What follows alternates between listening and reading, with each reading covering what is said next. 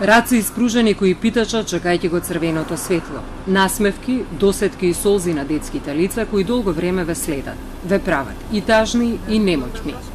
Бебиња кои постојано спијат. Гневот е неминовен, зошто и каде затајуваат надлежните институции со години наназад. Деца питачи и жени со бебиња во рацете е сликата која секојдневно ја гледаме на скопските раскрсници. Станува збор за серија на кривични дела, меѓу кои и прекршување на законот за заштита на децата. Министерството за труд и социјална политика и Министерството за внатрешни се клучни за решавање на ваквата алармантна состојба со сиромаштијата и злоупотребата на детскиот труд, сметаат стручњаците. Во земјава се отворени дневни центри за деца на улица, чија што задача е да ги згрижат дневно, но состојбата е таква што децата повторно ги гледаме на улица, што укажува на нефункционалност на надлежните институции, вели Васка Бајрамовска, заменик на народниот правобранител.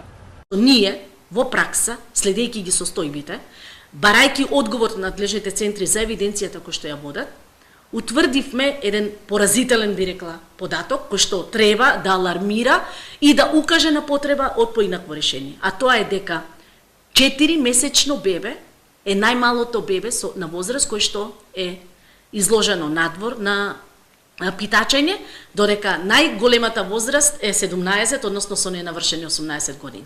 Тоа укажува дека безмалку секоја категорија на деца возрастна, согласно Конвенцијата за права на детето, е офатена со питачењето. Загрижува и фактот дека најголем број деца питачи воопшто и не се запишани во училиште, смета Драги Змијанац.